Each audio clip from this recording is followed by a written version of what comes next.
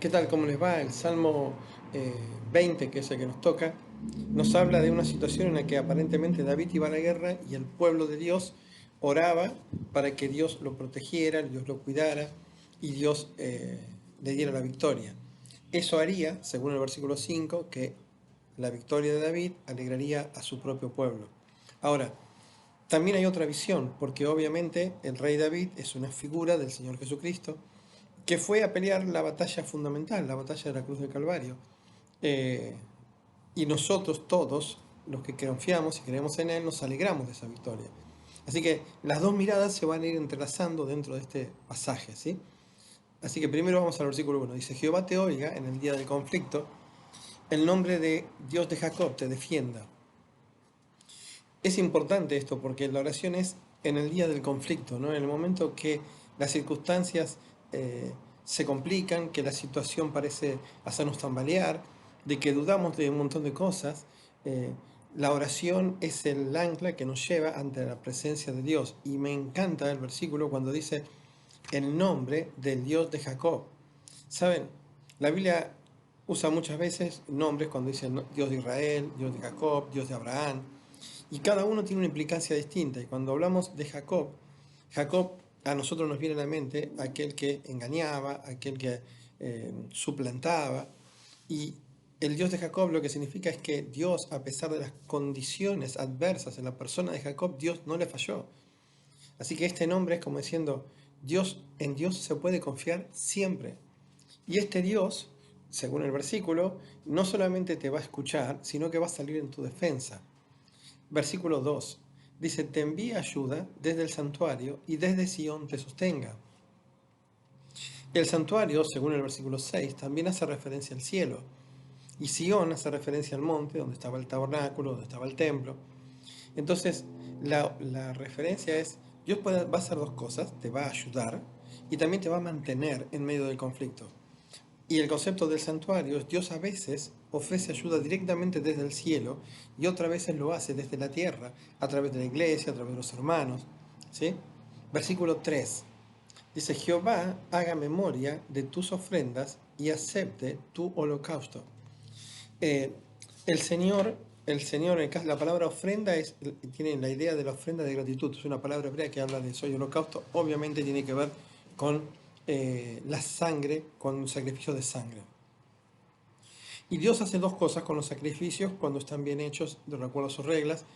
En uno toma memoria, los recuerda y también los acepta. ¿eh?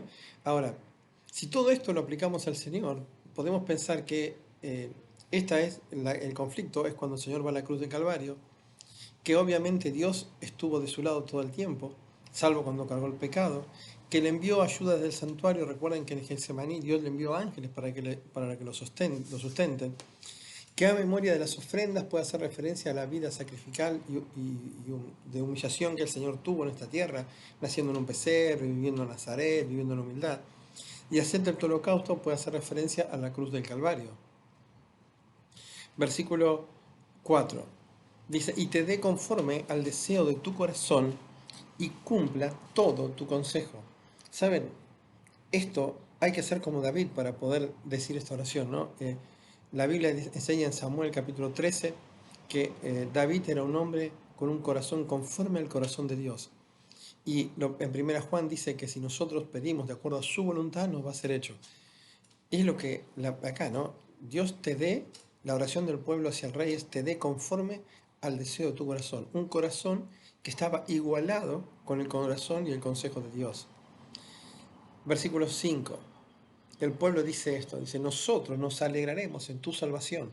Ellos sabían que poniéndolo en las manos de Dios, la victoria estaba asegurada. Entonces dice, nosotros disfrutaremos de tu salvación. Y no solamente eso, sino que alzaremos pendón en el nombre de nuestro Dios. La bandera se alzaba cuando se reclamaban territorios. Y ellos dicen, nosotros sabemos de la victoria y levantaremos nuestra bandera porque la victoria está asegurada. Jehová, y vuelvo a repetir, Jehová te conceda todas tus peticiones. Y si lo llevamos al Señor, obviamente nosotros disfrutamos del gozo de la salvación que Cristo obtuvo y podemos reclamar las cosas del cielo porque Cristo nos las regaló. ¿Sí? Versículo 6. Dice, ahora conozco que Jehová salva a su ungido. Observen la frase, ahora conozco. La batalla no se había iniciado, la batalla estaba por empezar. Pero él no dice yo deseo, él dice yo conozco, yo estoy seguro, porque en Dios se puede confiar, que Dios salva a su ungido. Lo irá desde los santos cielos, el único lugar donde hay realmente ayuda permanente y confiable. Dice, con la potencia salvadora, me encanta, ¿no? Potencia por un lado, salvadora, que actúa en la diestra, habla de la mano poderosa de Dios. Y ahora hace una comparación con el mundo, dice, ellos confían en carros y en caballos. Al pueblo de Israel en Levítico 17 le estaba prohibido juntar caballos y carros. ¿Por qué? Porque podía hacerles cambiar la mente, o sea, buscar la ayuda en los elementos humanos. Y a veces nosotros hacemos esto, ¿no? Cambiamos el objetivo de en quién descansamos para la certeza de la victoria. Pero dice acá, observen esto, más nosotros en el nombre de Jehová nuestro Dios. Ellos no corrían en el camino que el mundo ofrecía, sino que iban por un lugar distinto y descansaban en el nombre de Dios. Y me encanta la frase, tendremos memoria, porque es algo que a veces a nosotros se nos olvida. Versículo 8. Ellos flaquean y caen, las fuerzas del mundo obviamente no son confiables. Y otra vez la frase, más nosotros, la diferencia de un verdadero cristiano, que camina por un camino distinto, nos levantamos, o sea, podemos caer, pero igual nos levantamos y estamos en pie por la ayuda del Señor. Y el versículo 9 cierra el círculo, ¿no? Y vuelve al 1 y dice, salva, oh Jehová. Dice, que el Rey nos oiga en el día que invoquemos. Otra vez la petición. Sabemos que la victoria es seguro si tú nos escuchas. Así que el Rey, la autoridad suprema, el Dios de los cielos, el Rey de Reyes, Él preste su oído cuando nosotros lo invoquemos. Ojalá puedan reflexionar nuevamente. Salmo 20. Que el Señor les bendiga. Amén.